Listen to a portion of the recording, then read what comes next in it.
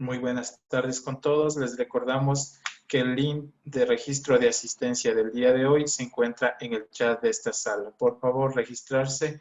Vamos a esperar que ingresen todos los compañeros. Siguen ingresando. Iniciamos 6:10 en punto. Muchas gracias.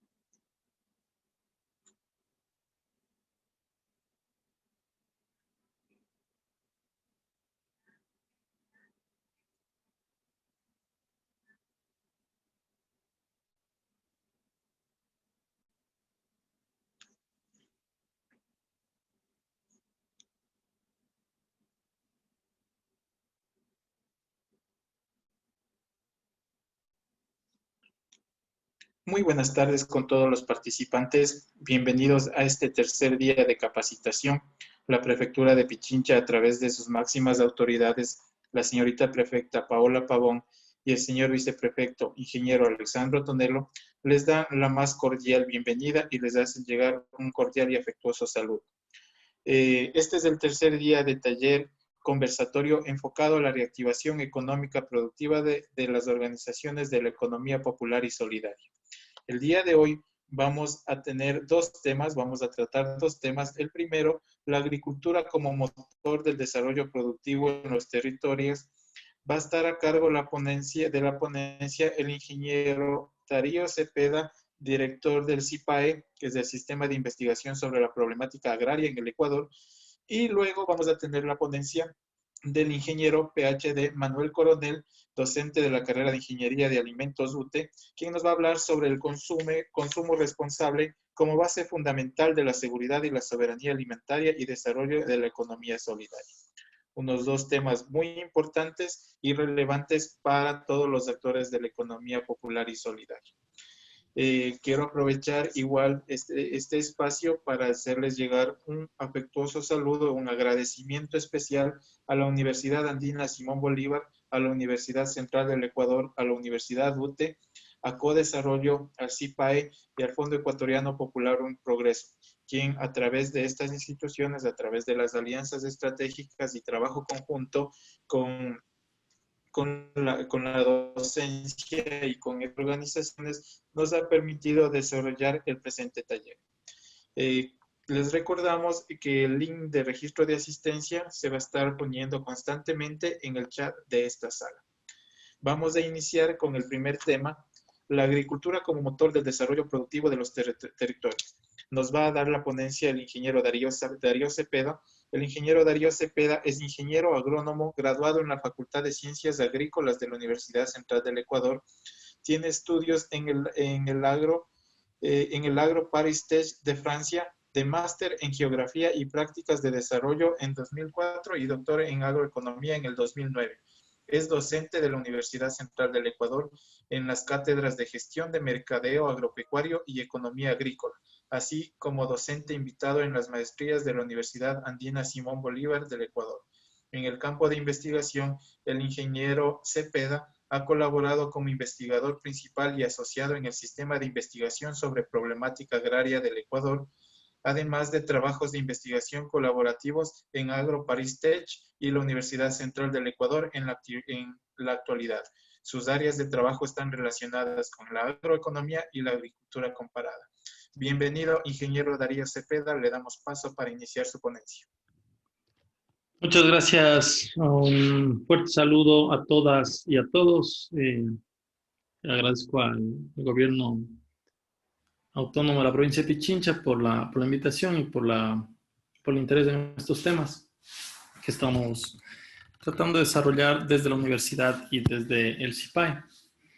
El tema que hoy nos han comentado para trabajar va a tener un enfoque bastante particular, lo voy a decir yo, porque voy a entrar desde una perspectiva de la agricultura como motor de desarrollo para la economía popular y solidaria, desde una perspectiva de la generación tecnológica. Sí, esto con un proceso reflexivo sobre el tema de la evolución de la agricultura en sí mismo, las características rápidamente de esta que se da en el Ecuador y sus dinámicas tecnológicas que vuelven a este sector un sector fundamental en el desarrollo en el desarrollo de las actividades en las zonas rurales, pero también como un motor de desarrollo para actores de la economía popular y solidaria. Espero no sobrepasar el tiempo y espero que esta ponencia, esta presentación en este conversatorio pues tenga las características. Me va a permitir comparar un poco compartir la pantalla para pasar una presentación y pues iremos comentando la misma a lo largo de estos minutos. Espero que se vea la presentación. Como se había dicho, bueno, yo trabajo en la Universidad Central y también soy director ejecutivo de CIPAE, por eso las estructuraciones. Si es que le puede poner en modo presentación, ingeniero, por favor. El problema es que a veces suele trabarse, pero lo intentamos. Listo, ahí estaría. ¿Sí está? Sí. Listo. Lo que planteamos es que el desarrollo de la agricultura. Ahí ya no se escucha. Sí, espero que me escuche. Yo no escucho. El desarrollo de la agricultura como motor está muy relacionado a procesos de, ¿Ahí escucha? de desarrollo de generación tecnológica. Ingeniero Cepeda, por favor, active su micrófono. Sí, gracias. Entonces, decíamos que el desarrollo de la agricultura como un centro del motor o como elemento que está dentro de los sistemas de actividades de las sociedades, entre ellos la economía popular y solidaria, es importante, y en el marco de eso vamos a analizar la generación de tecnología en este desarrollo de la agricultura. Esta es una ponencia que se basó en la presentación del profesor Gaibor sobre los modelos de agricultura y la necesidad de un cambio en estos modelos. Es decir, la agricultura como un motor del desarrollo, sí, pero ¿qué tipo de agricultura para ese desarrollo? Es decir, no siempre una agricultura como la que hemos visto de manera convencional, es la agricultura pertinente como motor del desarrollo.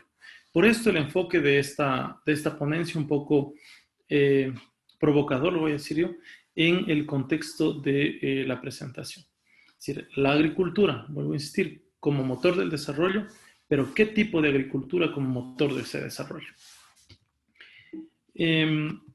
Para estos elementos voy a hacer un breve resumen. Es decir, la agricultura siempre ha estado en movimiento, ¿no es cierto? No es reciente. La agricultura es una respuesta a las necesidades de la vida humana en los sentidos de la alimentación y la producción de materias primas para la transformación. Y no es un elemento nuevo, es decir, no es un elemento que aparece, sino que tiene más de 10.000 años de historia.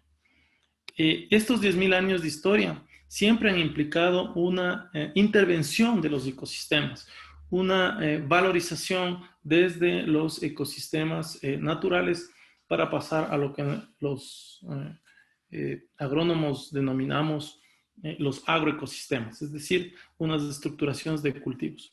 Pero como decimos, esta valorización del espacio, ¿no es cierto?, del espacio, de los recursos naturales, puede darse de diversas maneras. Puede darse con sistemas de monocultivo, de amplio espectro, con un importante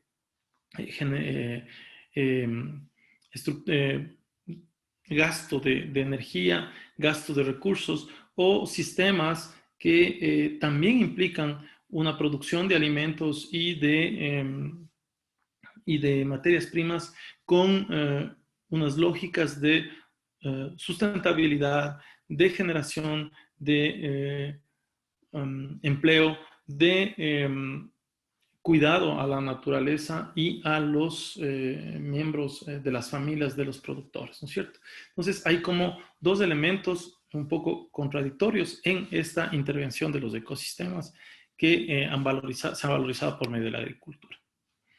Cabe mencionar que las plantas que hoy cultivamos, ¿no es cierto?, y las especies que ahora criamos, siempre estuvieron o surgieron de plantas silvestres.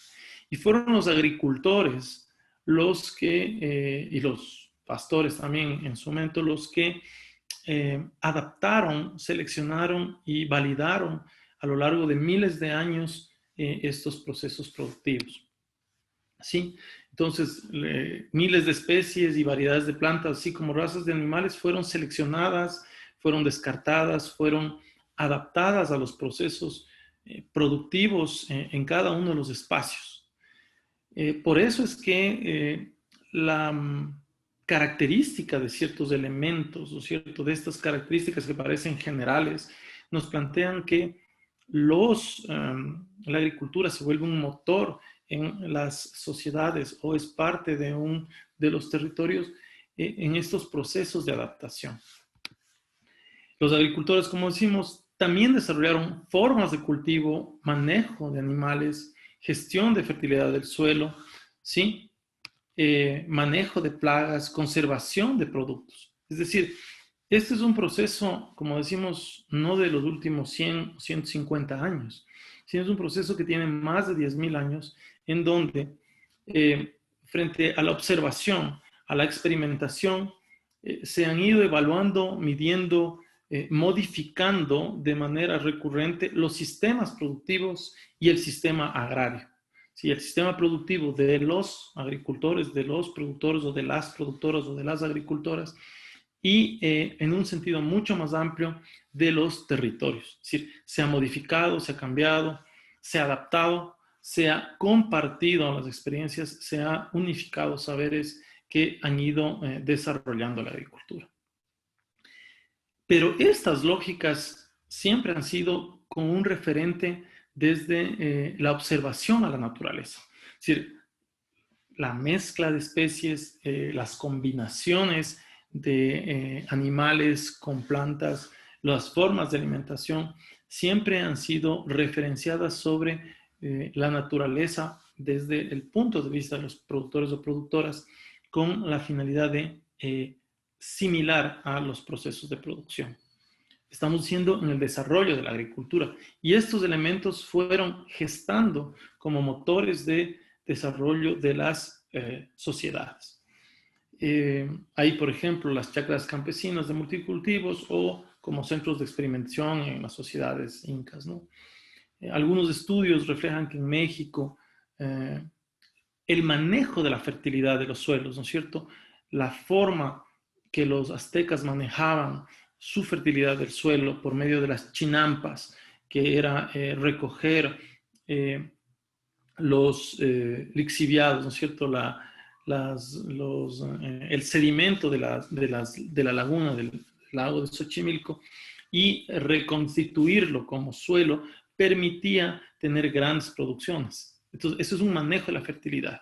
Y hay elementos, ¿no es cierto?, que han sucedido también el mismo hecho en las civilizaciones incas con las terrazas, en la egipcia con los cultivos de creciente y decreciente en función de las mareas, vamos a decir, sino de las crecidas y de las decrecidas del Nilo, que permitían un manejo de la fertilidad, igual que los en Europa con gestión de la fertilidad y la rotación de animales y las mezclas que tenían. Entonces, esto permitió a las sociedades ir desarrollándose a lo largo de los tiempos.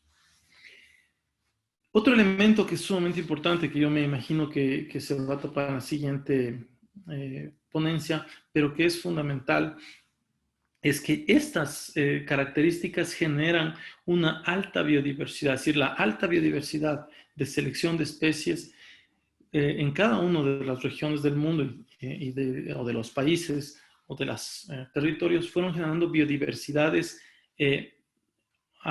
productivas y unas diversidades alimentarias y culturales, ¿no? Entonces, se van gestando elementos de alimentación. Es en este proceso de desarrollo de la agricultura se va gestando biodiversidad o agrobiodiversidad y diversidad cultural en la alimentación y en la producción. Entonces, esos elementos de domesticación se desarrollan en este contexto para una alimentación variada que tenemos ahora. Y eso genera situaciones de desarrollo local y territorial en donde la agricultura es muy importante. Entonces la finca, ¿no es cierto? La comunidad, el territorio son ecosistemas que se han ido moldeando por los humanos, es decir, que se han reconstituido desde las perspectivas de los agricultores o de los pobladores de esas zonas o de las pobladoras. Y tenemos, por ejemplo, el tema de, en este gráfico de la izquierda, en esta foto de la izquierda, los sistemas de cultivo de arroz con crianza de patos, ¿no? Entonces, este es un sistema que es en terrazas con diferentes tipos de variedad, tipos de arroz, con una crianza de patos, o en sistemas mixtos que tenemos, por ejemplo, en Charapotó con sistemas de leguminosas, sistemas de cucurbitáceas que ocupan el espacio. Y estos territorios se van moldeando a los elementos que se van gestando en cada territorio. Esto con el transcurso de los años. Sin embargo, vamos a decir que la modernización de la agricultura es un proceso reciente. Vamos a poner esta palabra de modernización entre comillas, con el elemento, es decir, que un avance de la modernización o de los incrementos.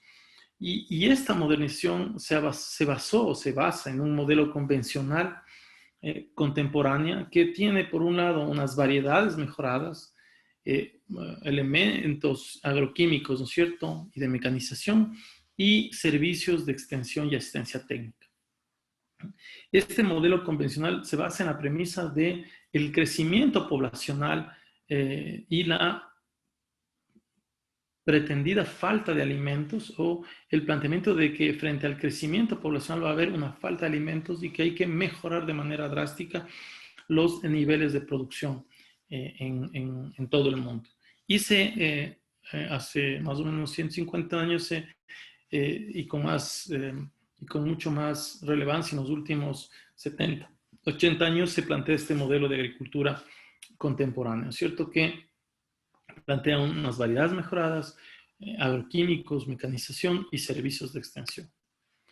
Pero este cambio tecnológico, ¿no es cierto?, que pretende o que supone una mejora del desarrollo de los pueblos y que va a insertar a los territorios y va a superar los problemas del hambre, se da desde inicios del siglo XX, ¿no? Pero este cambio tecnológico también genera una sobreproducción global Y lo que sucede es que hay un incremento sustancial en la producción agrícola y ganadera en el hemisferio norte, si lo dividimos así, ¿sí? Con un gran crecimiento en los rendimientos basados en el alto insumo, en el alto uso de insumos adquiridos o comprados. Hay una también agresiva ampliación de la frontera agrícola, ¿no es cierto? Y sobre todo con elementos de monocultivo, es decir, con especies que ya no asemejan a las estructuras de la naturaleza, sino que se establecen sobre especies únicas o un solo producto, con mecanización, con una ganadería extensiva y se reducen sustancialmente los ecosistemas naturales. También otro de los elementos es que frente a las grandes producciones empiezan a haber intercambios entre países y entre zonas geográficas, entre continentes, lo que incrementa las exportaciones de los países y sus niveles de intercambio. Todos estos elementos generan una crisis de sobreproducción, es decir, el incremento de la producción agrícola con una mayor tasa respecto a las demandas existentes en las poblaciones, genera una caída de los precios. Esa caída de los precios generan procesos de no recuperación de los costos de los agricultores o de las agricultoras y generan procesos de empobrecimiento. Entonces, en primera instancia, todo este modelo que aducíamos, que era el motor de cambio, pues empieza a tener efectos contrarios a lo previsto. Estos efectos hacen que los territorios o los agricultores frente a estas situaciones de desventaja, vamos a decir, de no poder sostener sus producciones, pues empiezan a migrar a otras partes y se empiezan a desacelerar, vamos a decir, a debilitar, mejor dicho, debilitar los territorios y con los procesos de migración. Se trata de ver otra vez este modelo, cómo mejorarlo, incorporando unas políticas agrícolas que incluyen la dinamización de los mercados, ¿no es cierto? Es decir, buscar que haya mayor intercambio con la finalidad de activar esos productos para que estos agricultores, estos precios tengan mayor nivel de intercambio. Sin embargo, cuando hay estas aperturas a nivel internacional, pues habrá espacios en donde las producciones tienen elementos de más apoyo, sea por medio de herramientas como son los subsidios o con condicionantes tecnológicos también de apoyo desde el Estado hacia los agricultores que no permiten vamos a decir, una competencia leal y justa dentro de los mercados. Y eso hace que pues también haya afectaciones. Así es como se ve que hay diferentes crecimientos. Si ustedes ven la línea azul, pues este es el crecimiento de los países en desarrollo. La línea verde es el crecimiento de la agricultura en América Latina, y pues hay algunos, como la línea que estoy señalando, que es la línea morada, que es el tema de la África subsahariana, o sea, los temas en África. Y la línea roja, pues, son los países asiáticos. Entonces, efectivamente, todos crecen, pero unos crecen más rápido que otros. Y eso genera diferenciaciones en los agricultores. Es decir, que unos se vuelven mucho más eficientes y agresivos y producen más en desmedro de otros que siguen todavía creciendo a un ritmo mucho menos acelerado. Esto provoca una sobreproducción y, por ende, una disminución de los precios de los productos. ¿Qué quiero decir? Que se repite el ciclo, ¿no es cierto?, respecto a procesos de empobrecimiento de estas zonas en los sectores rurales productivos. Comparando grandes productos que son fundamentales para la alimentación, ¿no?, humana. Aparece, ¿no es cierto?, esta revolución verde, esta estructura convencional tiene un modelo que lo tratan de adaptar, es decir, que tratan de revertir estos niveles con una adaptación del modelo aplicado en el norte para los países en desarrollo, para los países del sur, y aplican paquetes tecnológicos homogéneos que se vuelven costosos para diferentes tipos de agricultura o agricultores, depende de las zonas donde se encuentren. Y con recursos productivos diferenciados, es decir, no toman en consideración la cantidad de tierra que tiene, la cantidad de agua o la cantidad de personas que trabajan en la finca. ¿Sí? Y al aplicar una homogenización sobre la tecnología, pues se profundizan esas diferencias, ¿no es cierto? Entonces, esto genera algunos elementos de o generan elementos de distorsión y diferenciación que no vuelven a la agricultura como un centro de desarrollo, sino que se genera una depresión en estos espacios. Como yo decía, esta presentación es más bien una reflexión hacia qué agricultura nos vuelve como un motor del desarrollo. En algunos espacios los agronegocios se en el campo, los cereales, grandes explotaciones de animales, grandes explotaciones bananeras, altamente dependientes de insumos externos, con necesidades importantes, ¿no es cierto?, de compra externa para esta producción, como son los fertilizantes agroquímicos, sí, con elementos de mecanización y con elementos que propenden al desarrollo de plagas y enfermedades. No obstante, de estos elementos, hay una agricultura campesina familiar que aparece, o que no es que aparece, sino que siempre está presente, y que nos damos cuenta que es entre el 60 y el 80%, de acuerdo a las informaciones referidas por la FAO, que es el Organismo Internacional de la Agricultura y la Alimentación, y que en esta época pues se profundiza su importancia en estos tiempos de pandemia, ¿no? Entonces, estas fincas son las que generan los elementos de alimentación en contraposición a un modelo convencional. Este modelo de fincas familiares siempre presente desde hace más de 10.000 años. Entonces, las contradicciones que vemos del crecimiento agrícola, ¿no es cierto? Entonces, se plantea que el hambre continúa, a pesar de que la premisa cuando apareció el modelo convencional, se decía que el tema del hambre era un elemento fundamental, pues el hambre continúa, ya que no es un tema solo de producción de alimentos. Es decir, ya se han analizado estas situaciones y pues nos damos cuenta que el hambre no es un tema sobre producción, sino que está muy vinculado a procesos de transformación, de almacenamiento, de transporte y de consumo, ¿sí? Hay varios datos que reflejan que más o menos el nivel de pérdidas, el nivel de post cosecha, es decir, o de transformación o hasta la llegada a los mercados puede estar alrededor del 20%, ¿sí? Entonces quiere decir que un 20% de esa producción que no llega a los mercados porque hay una generación de pérdidas importantes. Además de eso hay otro elemento sobre consumo que, como insisto, el siguiente expositor lo mantendrá, tal vez él tenga datos más exactos, pero de lo que yo tengo relación es que en el consumo, es decir, las pérdidas en consumo, es decir, cuando una persona compra los alimentos y no los llega,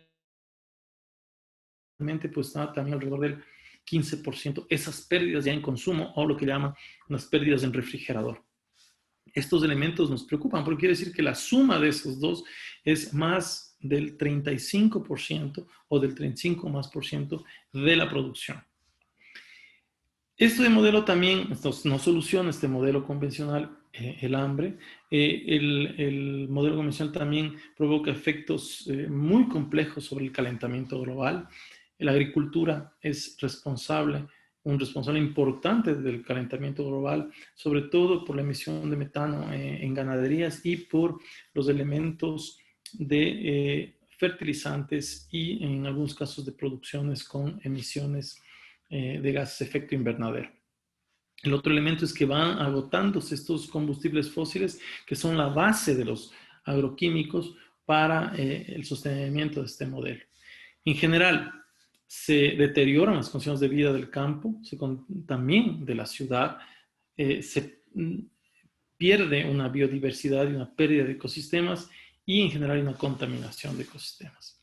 Entonces, frente a esta lógica, pues ahí la agricultura como motor, ¿no es cierto? No vemos un elemento que aporte, porque solo en la pérdida de ecosistemas se produce en el Ecuador, por ejemplo, los páramos y otros ecosistemas están siendo de manera importante, que son productores y reservas de agua, están siendo de manera importante afectados. Hay una reducción de caudales y concentración de agua, hay un cambio de régimen de las lluvias, se plantea una reducción del tamaño de las fincas, de las unidades productivas agropecuarias, se disminuye su tamaño, y por otro lado hay una reconstitución de gran propiedad y un acaparamiento del agua. Estas políticas que se han venido ejecutando también han generado un sesgamiento hacia los monocultivos y hacia el agronegocio como solución para incorporar a los agricultores sobre estos procesos, pero pues vemos que se dan muchos elementos de inclusión. Entonces, en esta fase nosotros nos planteamos, como universidades, como CIPAG, nos planteamos qué hemos hecho, ¿no es cierto? Y sobre todo qué hemos hecho los ingenieros agrónomos, una reflexión un poco autocrítica. Entonces, hemos seguido un modelo. Por eso es que planteamos que agricultura se vuelve el motor del desarrollo. Entonces, efectivamente hemos seguido un modelo antropocéntrico, es decir, que nos da una insostenibilidad de la agricultura. Es decir, preponderamos la visión antropocéntrica sobre la naturaleza. Entonces, eso genera un modelo de insostenibilidad en la agricultura. Hay un determinismo tecnológico, es decir, que solo ciertos tipos de tecnología funcionan sin hacer o prestar atención a las experiencias, a los saberes, a las condiciones al pragmatismo de los agricultores y agricultoras nacionales. Es decir, solo lo gestado en ciertos institutos o en ciertos espacios es válido, el resto no es válido, ¿sí? Maximización de la ganancia, es decir, hemos visto que solo la maximización de la ganancia es el motor del crecimiento, lo que no es verdad, porque estas grandes plantaciones pues generalmente extraen toda la riqueza de los espacios de producción y no regresa o no retorna ese dinero a los elementos que están, o a la gente o a los territorios. ¿Sí? Se plantea un enfoque de corto plazo, es decir, en este ciclo espero ver qué pasa si no cambio de cultivo, es decir, no hay un elemento mucho más de planificación.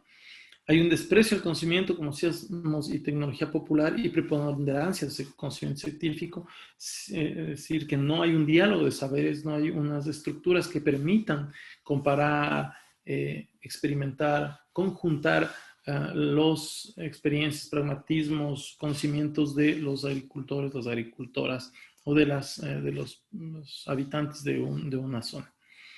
La adopción de tecnología, creencia que, por ejemplo, los cambios de los actores, ¿no es cierto?, de las personas son los técnicos, es decir, no hay una o hay una negación a la autodeterminación, es decir, los mismos pueblos somos las mismas ciudades, los mismos territorios son los que pueden generar los cambios, no solo los técnicos, ¿no? La adaptación tecnológica es vista con diferentes lentes, es decir, una cosa es el investigador que plantea una cosa, el agricultor ve de otra manera y el extensionista o la asistencia técnica la ve de diferente, ¿no? Entonces eso nos genera ciertos bloqueos en estos procesos. Lo que nos damos cuenta es que mucha de la tecnología que se genera no es asequible o no está adaptada a un mayor número de agricultores, sino que solo pequeños grupos pueden acceder a estas innovaciones tecnológicas, llamámoslo así. Entonces, y en la formación nuestra, por ejemplo, de ingenieros agrónomos, no estamos contemplando todas estas externalidades o estas afectaciones que tiene el proceso de la agricultura frente a la producción. En eso, lo que decimos es que la agricultura, o sea, el modelo convencional de la agricultura está en crisis. Y con ese modelo convencional no se pueden gestar procesos de desarrollo o motor de desarrollo, porque vamos a llevar, pues, a un estado de deterioro en los territorios. Nosotros planteamos que para un motor de desarrollo, la agroecología es una nueva opción del proceso de la agricultura, de ese proceso productivo de la agricultura. ¿Por qué una nueva agricultura como motor de desarrollo? Sí, porque hay que reconocer que la agricultura es un espacio estratégico para la vida, para la soberanía alimentaria nacional. O sea, esto yo creo que ya no debería haber discusión, porque en estos 6 meses, 8 meses, se ha determinado que los procesos de producción que alimentaron a este país, y muchos de los países fueron los agricultores que mantuvieron ciertos espacios y que no estuvieron ligados de manera, que estaban ligados a los mercados con sus excedentes, pero que estaban en un proceso de generación de alimentos. Y no solo, ¿no es cierto?, como otros espacios o otros productores que han estado en procesos de exportación. Vamos a poner un ejemplo en este caso. El caso de las flores se vuelve un caso emblemático. Es decir, el momento de la pandemia se rompen las estructuras, caen los precios, disminuye el consumo y pues los invernaderos y la tecnología quedan sin básicamente uso, porque la gente, como mucha gente suele decir, no se comen las flores. Entonces, los productos suntuarios, que se llaman, es decir, que no son esenciales, se vuelven realmente productos en estas crisis que la gente deja de adquirir. Y eso genera una crisis, en los sectores. Por eso insistimos que la agricultura, esta nueva agricultura, esta agricultura agroecológica es estratégica para la vida y para la soberanía alimentaria y debe ser considerada como motor del desarrollo territorial.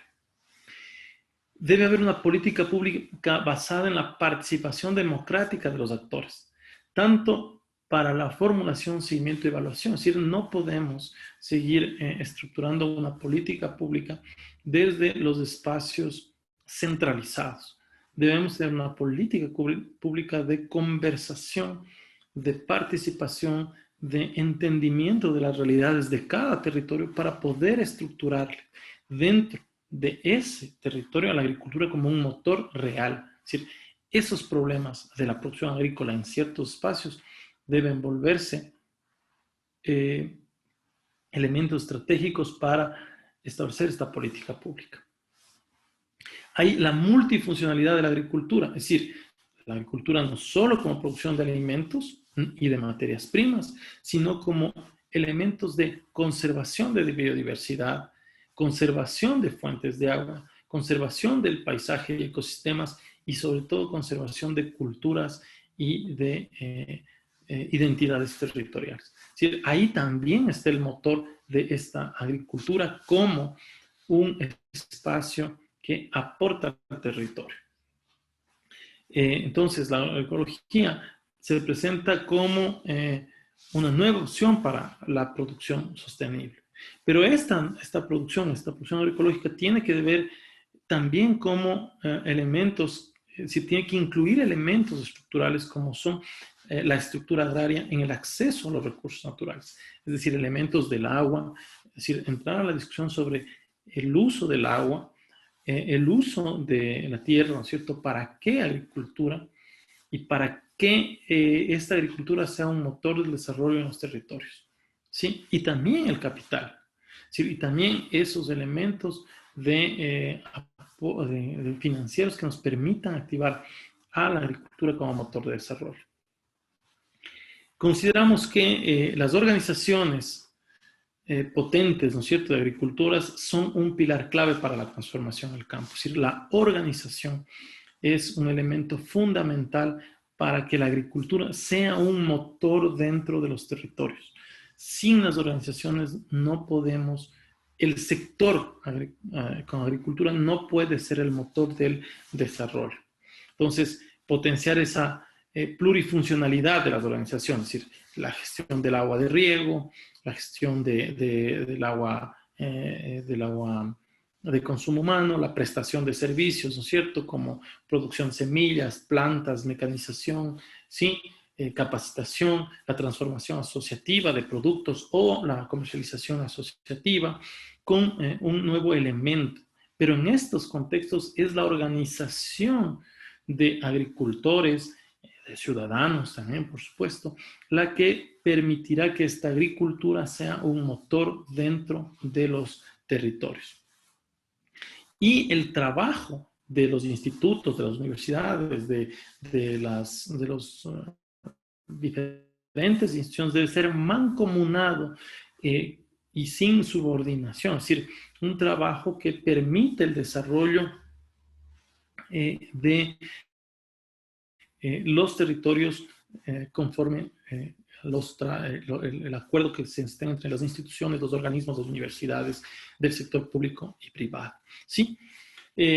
Entonces, esto nos genera un espacio para que la agricultura sea un motor del desarrollo de los territorios.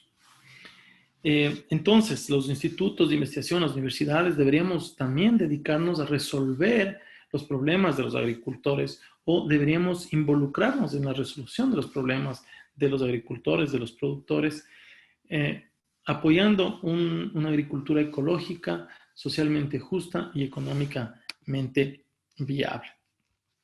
¿Cómo diríamos que se deba transformar esta agricultura? Ya esto para finalizar. Este modelo es realmente o relativamente corto, es decir, se debería llevar en un proceso corto de no más de 4 décadas y no se debería tomar como una moda, ¿no es cierto?, en la agroecología. La agroecología es más profunda, un proceso productivo más profundo que una moda y no es solamente el reemplazo de unos insumos por otros, sino es un repensar de los territorios, de las condiciones de los productores. Porque la agroecología es una ciencia en sí misma, pero también es una práctica productiva que se tiene que dar en estos territorios. Lo que sí hemos visto es que, y eso creemos que es fundamental, es que mientras la Revolución Verde tuvo apoyo de los estados y de las cooperaciones, así como los institutos de la institucionalidad, la agroecología en los últimos años recién va tomando la importancia en la política pública. Es decir, eso sí es importante manifestar, es decir, que debemos seguir fortaleciendo esos espacios para incluir a esta agricultura agroecológica como el motor por medio del fortalecimiento de la política pública también, pero no solo por medio de la política pública, sino por elementos de transformación de los territorios. Se ha vuelto ahora la agroecología, ¿no es cierto?, como una parte de las agendas de organizaciones globales, por ejemplo, como la FAO, pero también de las organizaciones campesinas, de los institutos, de las universidades y de los gobiernos locales y nacionales. ¿Cuáles serían algunos principios para el desarrollo de esta agricultura agroecológica? Primero, un diálogo de saberes, ¿no es cierto? Un respeto y un equiparamiento de los conocimientos de cada uno de los actores. La diversidad, la agrobiodiversidad como principio fundamental. El reciclaje, que se va gestando el uso de los residuos, la reutilización de elementos que tengamos, de la energía, ¿sí? Las sinergias que se pueden dar entre los diferentes espacios que se van tejiendo en el mismo territorio para que esto sea el motor en sí mismo. Serían los principios de esta agricultura para el motor, ¿no es cierto? Una eficiencia en el uso de los recursos, es decir, espacios de análisis sobre la eficiencia de los recursos, una construcción endógena de fertilidad, es decir, que no haya una migración desde la fertilidad, que es uno de los elementos más importantes para la producción agropecuaria, desde los páramos, ¿no es cierto?, la tierra negra y mover a otro sitio, sino que generar por medio de la reutilización, del reciclaje, de los elementos factibles, una construcción de la fertilidad, es decir, que recuperemos la fertilidad en los mismos territorios. Disminuir o tener una menor dependencia externa en insumos y equipos, y tener una maquinaria local, ver elementos que faciliten de acuerdo a cada uno de los contextos, generar una resiliencia de estos agricultores y de este tipo de agricultura, y tener un principio de protección de la vida, de la equidad, del bienestar social y la solidaridad.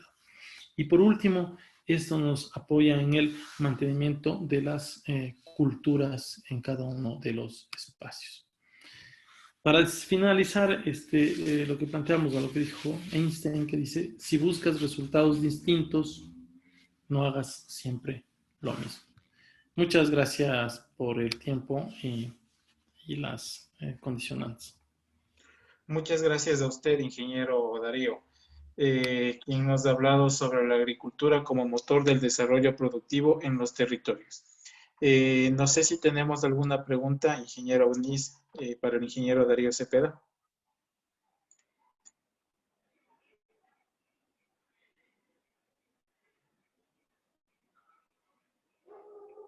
¿Puede habilitar su micrófono, por favor, ingeniero Uniz Viveros? Buenas noches, ingeniero Cepeda. Tenemos 3 preguntas del auditorio. Dice el señor César, ¿cuán rentable es crear una microempresa dirigida al desarrollo y apoyo de diversos grupos que se dedican a la agricultura? A ver, bueno, no voy a, dependería mucho de qué microempresa, pero vamos a decir que uno de los modelos que se plantean es esta plurifuncionalidad.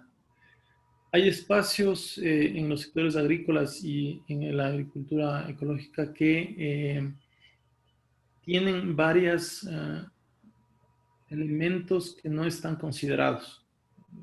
Me voy a meter un poco a la economía, a la ley, aunque seguramente habrán criterios diferentes, pero una de mis posiciones es que la ley de economía popular,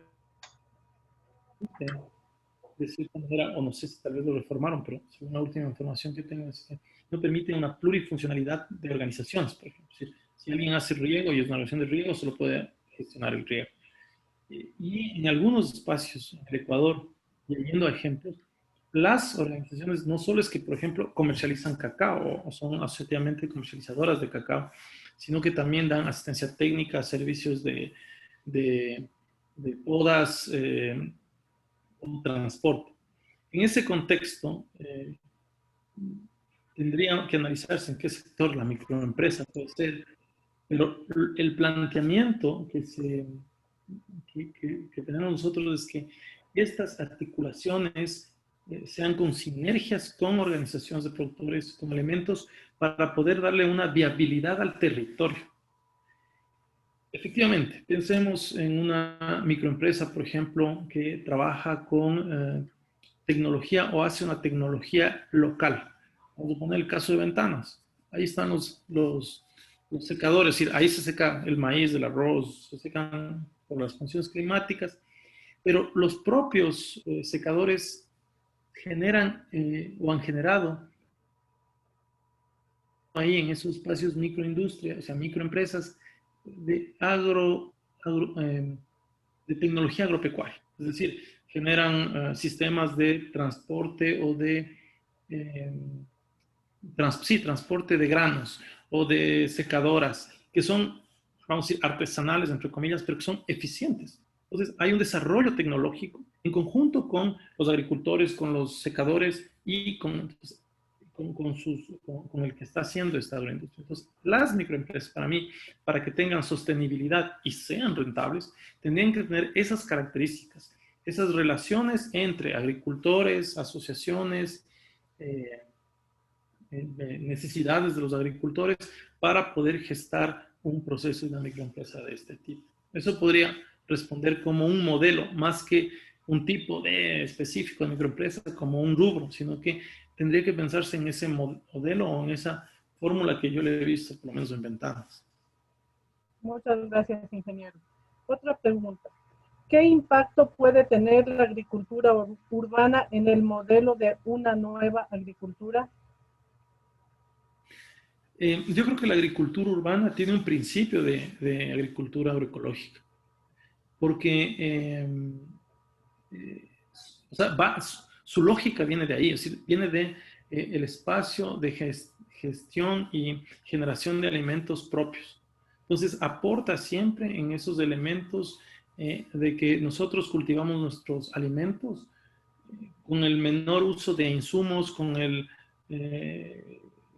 la creación de una fertilidad endógena, es decir, buscamos los mecanismos para sacar, seleccionar la lavaza que utilizamos en la cocina para un proceso de descomposición que después nos sirve de abono. Entonces, yo creo que la agricultura urbana está implicada en esta, vamos a decir, nueva agricultura, que le podemos dar entre comillas perfectamente, porque realmente es la que había existido siempre. Lo que pasa es que hace 150 años, hace 80 años, se planteó un problema que tal vez no era el problema.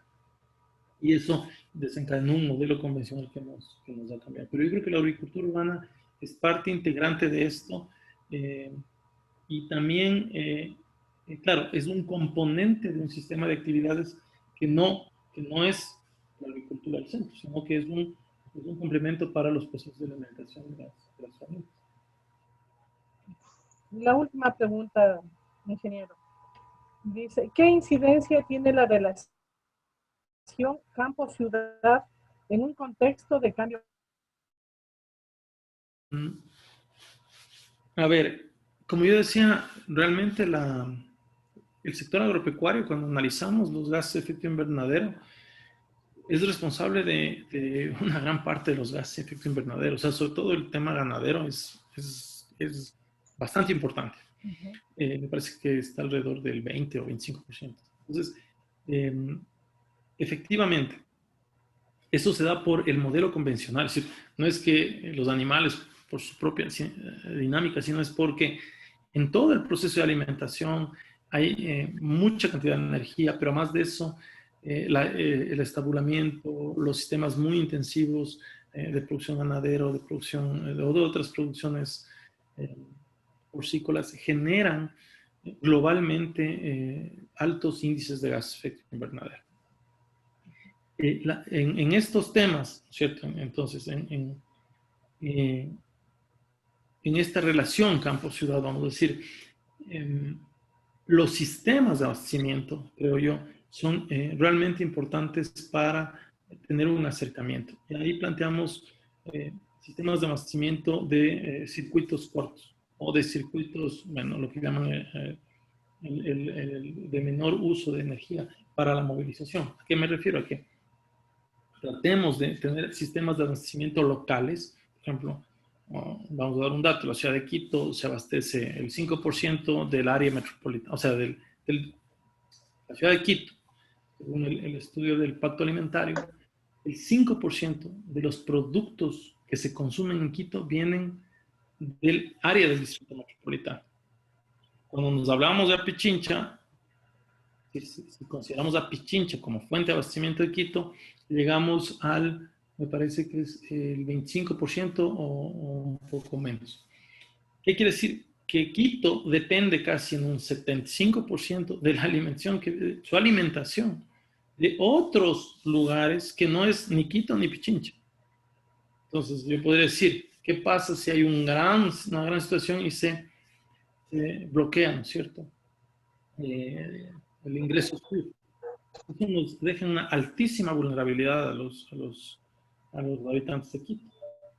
En este contexto y relacionado con el cambio climático, lo que debemos buscar es para estas relaciones campo-ciudad, para disminuir los efectos del cambio climático en estas relaciones, buscar sistemas de abastecimiento cercano o de circuito corto a nivel logístico. Creo que había una más que era el tema la había visto, voy a abusar el tiempo un minuto, era la opinión sobre la transformación digital en la agricultura.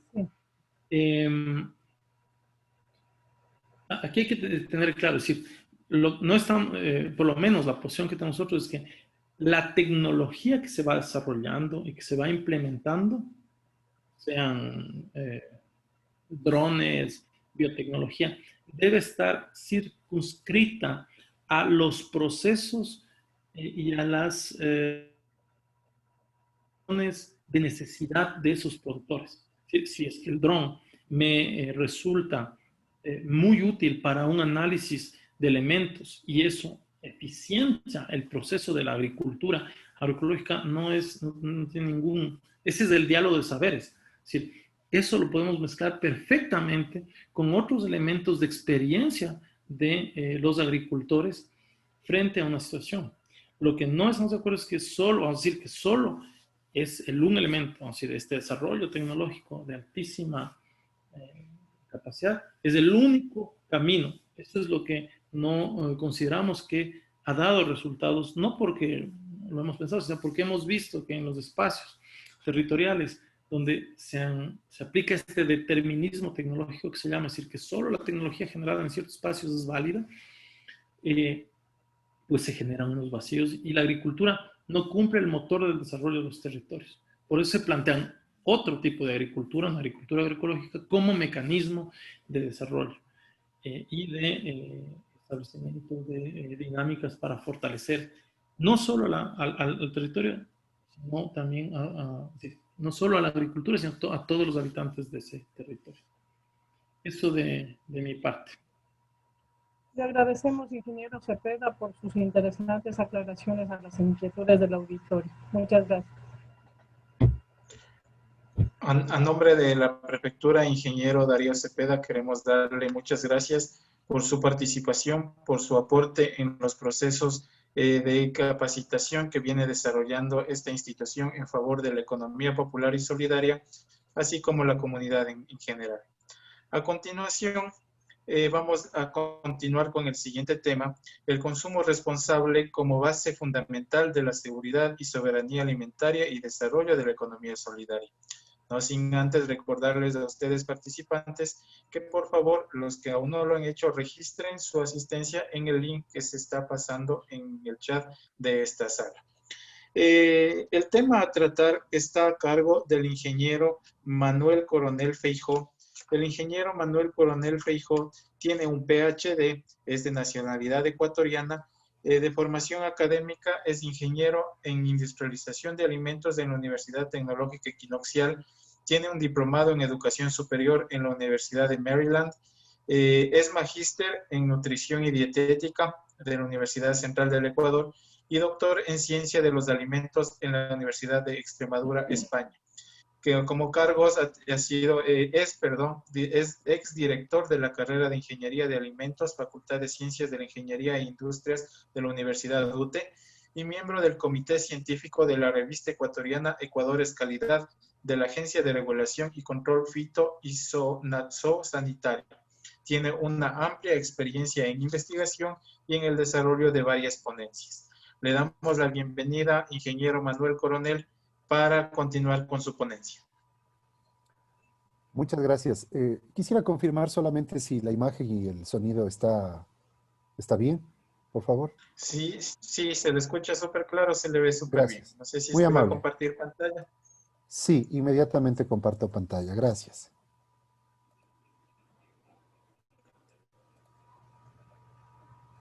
Listo, está bien. Ya, muy amables.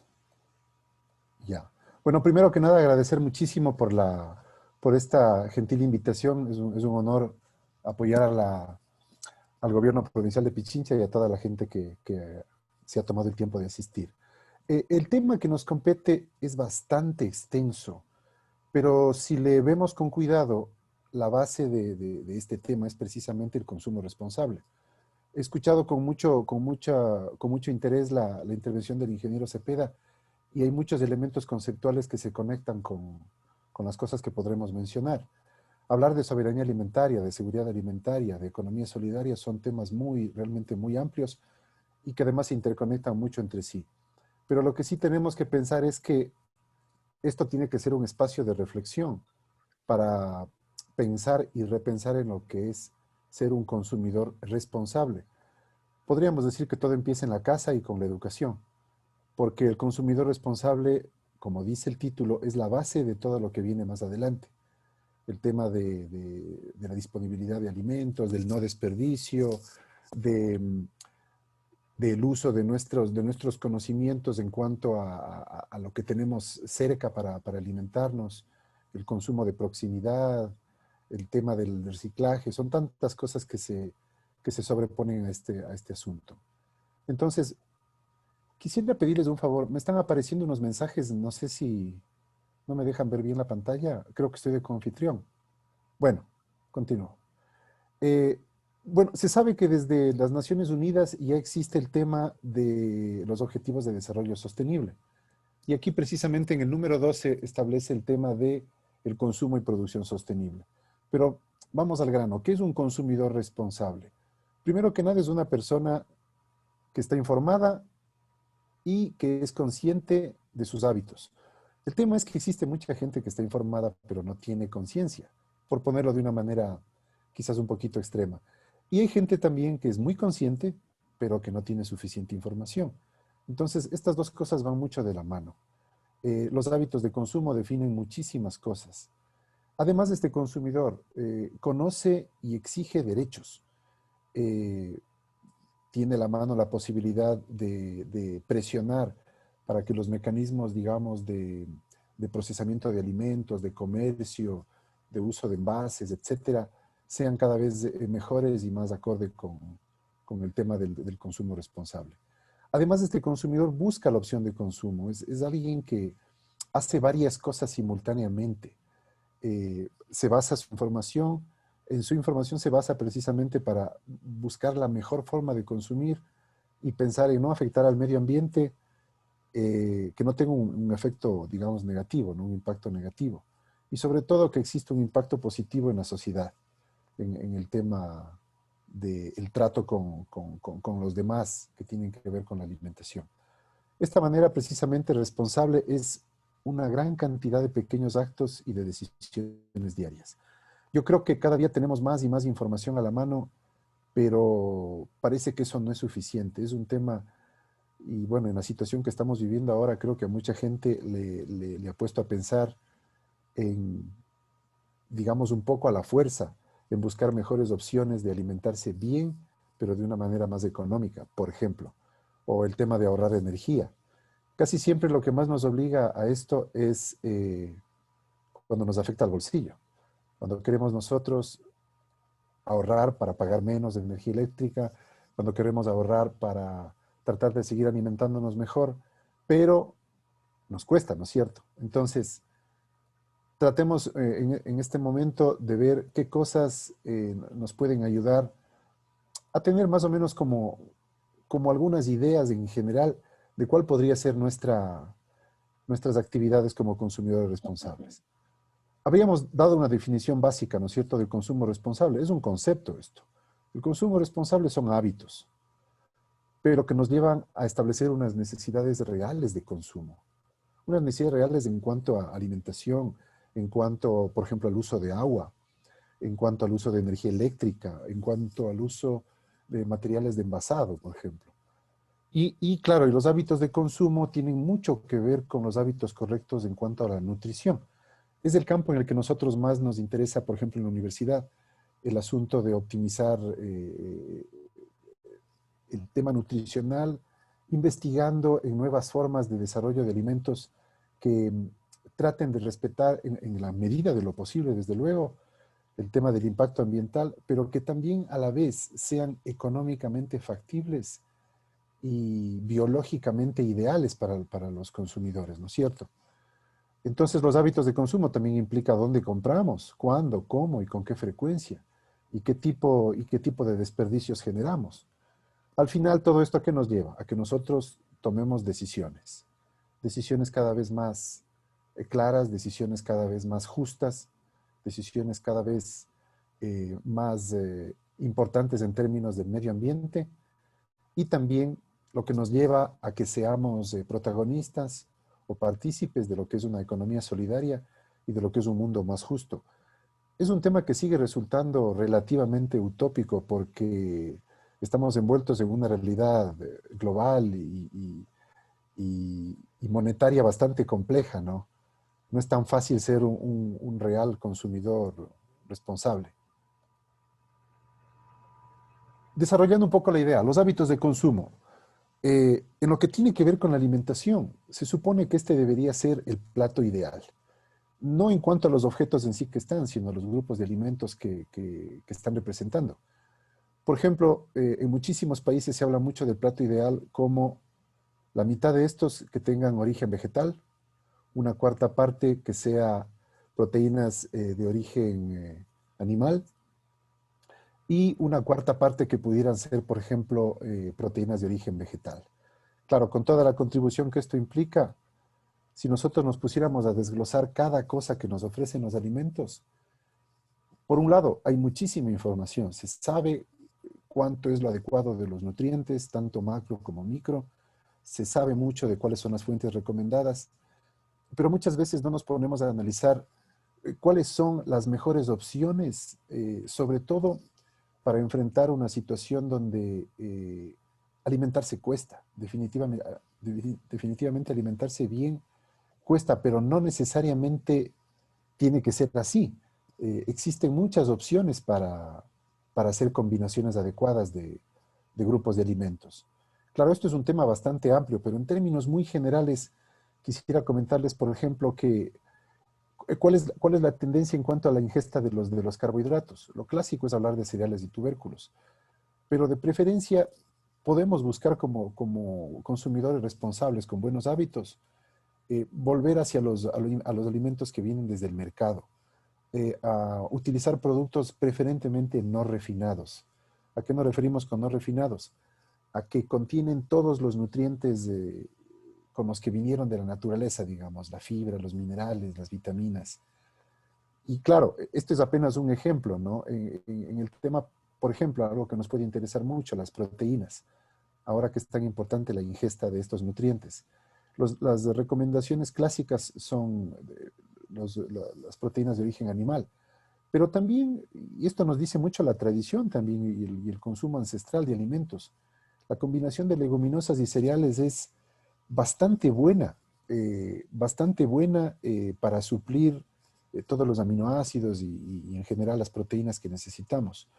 Pero, por ejemplo, también me permito recordarles, seguramente muchos de ustedes han escuchado, Ecuador es una potencia mundial en la producción de atún, pero sigue siendo un problema, claro, el tema de los enlatados, ¿no es cierto? La lata como tal.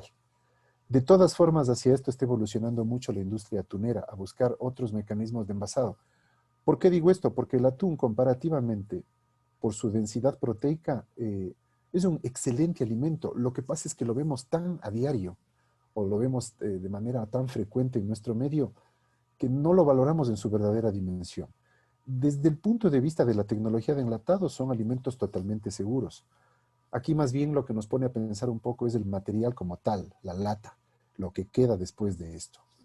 Entonces, claro, la idea también en este pequeño taller es que pensemos un poco cómo tomar decisiones. No vamos a poder tomar las mejores decisiones todo el tiempo, pero sí intentar minimizar como consumidores qué podemos ingerir como alimentos.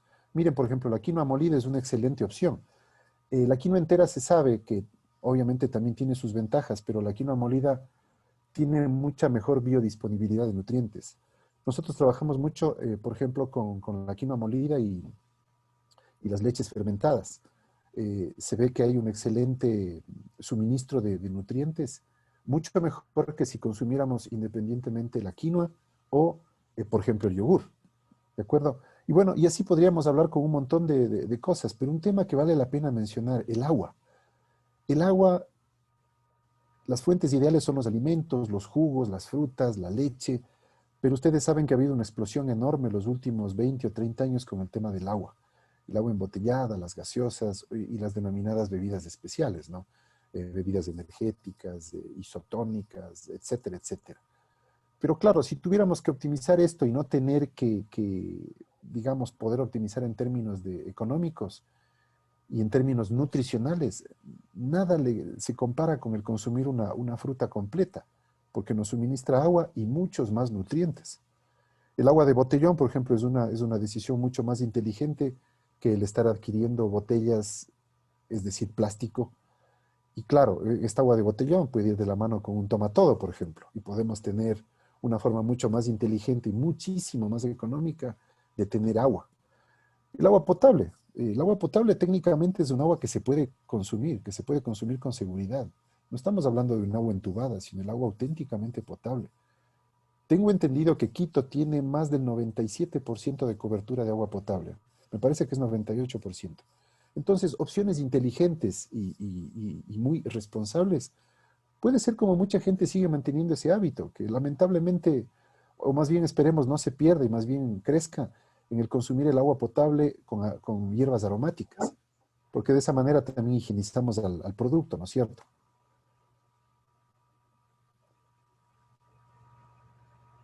El consumo a granel. Estamos dentro de lo que son los hábitos, ¿verdad? El consumo a granel es una tendencia que está incrementándose bastante.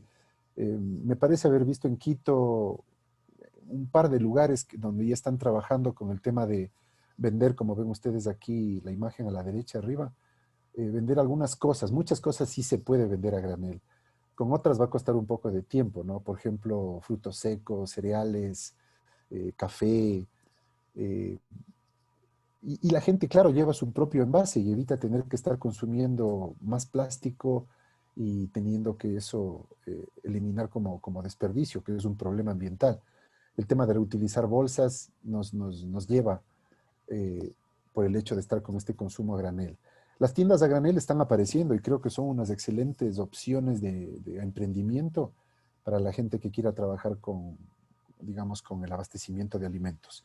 Algunos supermercados ya están trabajando en este tema, también están pretendiendo utilizar, por ejemplo, las fundas biodegradables que se basan en polímeros de ácido láctico.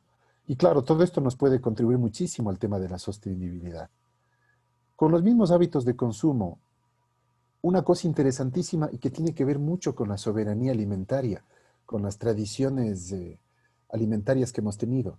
Fíjense ustedes, nosotros las cosas que consumimos tradicionalmente son precisamente las cosas que crecen o que se pueden construir, digamos, en el campo, tanto en el agro como en el mundo pecuario. Son las cosas que fácilmente se producen en nuestras cercanías.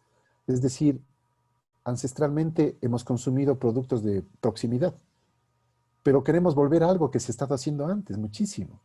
Por ejemplo, fíjense en un tema, perdón. En la actualidad tenemos productos de todas partes del mundo todo el tiempo, vamos a decirlo en términos generales, ¿no? En las ciudades grandes por lo menos.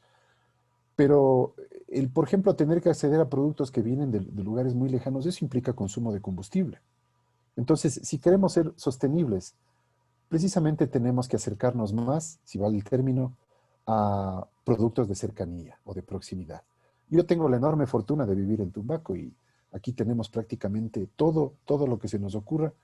Además que el Ecuador, por sus ventajas comparativas, tiene unas condiciones donde pueda crecer muchísimas variedades de frutas y hortalizas, ¿no? Entonces, claro, a pesar de que ahora tenemos unas tecnologías increíbles que permiten hacer trazabilidad de todo esto que se llama las cadenas de calidad, las cadenas de valor, o en inglés le dicen el blockchain, podemos saber todo ahora, dónde y cuándo se han producido. Sin embargo, el consumidor responsable está más preocupado de contribuir a su comunidad inmediata, adquiriendo productos que crezcan cerca, ¿no? Porque naturalmente van a costar menos. Y naturalmente que si están cerca, probablemente no necesite mayor cantidad de ningún tipo de envase. Como era en temporada, es también una cosa muy inteligente. Ecuador tiene también esa gran ventaja, tiene mucho producto todo el tiempo, por la condición de mitad del mundo, por la condición, obviamente la latitud, ¿no es cierto? Por las condiciones de los pisos climáticos que tenemos. Miren ustedes ese lujo de café que tenemos, es reconocido en el mundo entero, el cacao fino de aroma. Tenemos acceso a una cantidad increíble de productos y precisamente por eso creo que podemos darnos el lujo, sí podríamos darnos el lujo de ser consumidores responsables, ¿no? Entonces, claro, en qué meses se cosechan, etcétera, etcétera. Esa información existe. Tenerlo todo el tiempo, no creo que sea justo mientras suceden un montón de problemas a nivel planetario, ¿no? No podemos darnos el lujo, hoy más que nunca, de pretender consumir todo lo que se nos ocurra, todo lo que se nos apetezca, como dicen en otras partes. Hay que también un poco pensar en los demás. Este es un ejemplo muy simple, ¿no?, de lo que es un calendario de frutas por temporada, publicado por ProEcuador, y bueno, que se publicó a inicios de este año en el comercio. Solo para tener una idea nada más. Vean, frutas como la mora, el tomate de árbol, la uvilla, lo tenemos disponible todo el tiempo. Y claro, otras cosas más no están todo el tiempo, pero realmente tenemos para escoger en nuestro país. Por lo tanto, unos puntos claves en cuanto a los hábitos. Por favor, consumidor responsable, considere el impacto ambiental que implica los productos que usted compra, los procesos de producción que están detrás de estos, el transporte, la distribución, los residuos que pueden dejar estos productos. O sea, no tiene sentido que yo compre un producto, por ejemplo, una mandarina pelada y que esté en una caja de plástico. O sea, realmente no tiene sentido eso, ¿no es cierto? Somos un país. Pero esas cosas ya se están viendo, ¿de acuerdo? Por otro lado, la famosa huella ecológica. Les he colocado aquí el link en la parte inferior, que es precisamente del Ministerio de Ambiente, donde uno puede encontrar la huella ecológica y le va a dar en términos a cada persona, en función de lo que come, de ciertos hábitos, de cómo se transporta, de si tiene un automóvil, de cuánto gasta en combustible. Les va a dar un valor de esta huella ecológica en términos de hectáreas globales, es lo que se llama, ¿no? Pero claro, esta huella ecológica es un término que está un poco de moda, pero que básicamente lo que nos muestra es lo que dejamos tras de nosotros por la forma en que vivimos. Entonces, definir o determinar esta huella ecológica que nuestro estilo de vida y nuestra forma de consumo producen, sí es importante un poco para que nos demos cuenta lo que esto representa, nuestra presencia, digamos, en el mundo de cada uno de nosotros, ¿no? También otro punto clave, determinar empresas y productos y servicios que por lo menos estén haciendo el esfuerzo de respetar al medio ambiente y con más razón todavía a los derechos humanos, ¿no? Los derechos laborales, al tema de igualdad, de no discriminación, etcétera, etcétera. Finalmente, y naturalmente otro punto clave es asegurar la calidad, sobre todo en términos de la parte nutricional. ¿Por qué razones vale la pena promover el consumo responsable? Por dos cosas fundamentales. Una cosa que es la solidaridad y el respeto, y otra cosa que es el medio ambiente. ¿Qué efecto tiene mi consumo? El que yo consuma determinado producto bajo determinadas circunstancias y de determinada forma, ¿qué efecto tiene esto en los demás? ¿Le estoy afectando a pequeños productores? ¿Le estoy afectando a determinado grupo humano que vive en determinada región? Esas cosas son importantes reflexionar un poco. Y proteger el medio ambiente. Pensemos en el antes y el después. Es decir, aunque suene muy soñador, mientras más gente se adhiera a esta forma de ver la vida, de ver los estilos de vida que tenemos, más probable es que un mundo distinto pueda surgir, ¿no es cierto? En relación a lo que estábamos viendo, quiero retirar esta parte ya. Sí, ¿cuánto necesito? Justo lo que veíamos en la parte de las primeras diapositivas. Es decir, las necesidades reales. ¿Cuánto necesito para vivir? Es una pregunta que creo que pocas veces nos hacemos, pero que vale la pena hacerlo en cada uno de estos ejes. ¿Cuánto de alimentación necesito para vivir? Los libros me dicen miles de cosas, pero ¿cómo actúo yo? ¿Qué variedad de alimentos consumo? Es decir, tengo una buena nutrición versus una mala nutrición. Puedo tener muy buena educación nutricional, pero sigo con los hábitos incorrectos.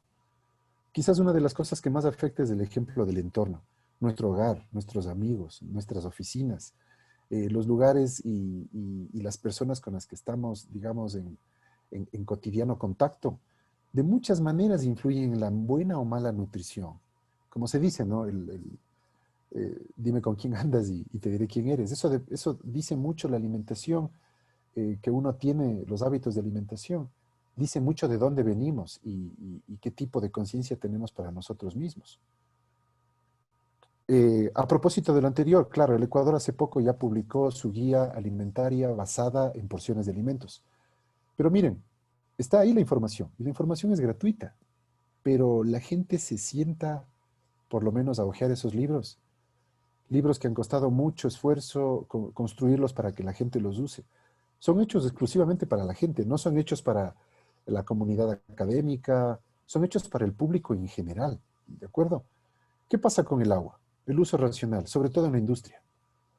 Ahí, claro, las industrias se enfrentan a un tema también de consumo de agua versus cuánto pago, ¿no es cierto? Y de alguna manera están obligados a ser eficientes en el uso del agua. Pero, ¿qué pasa en el hogar? ¿Cómo usamos el agua? ¿Cómo trabajamos con el agua para los alimentos?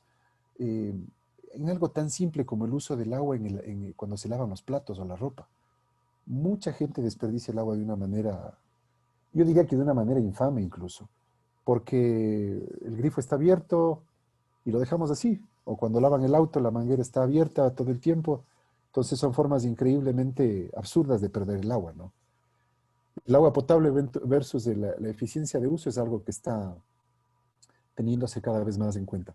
Pero no se olviden, por favor, que este mensaje va sobre todo a cada uno de nosotros, como consumidores.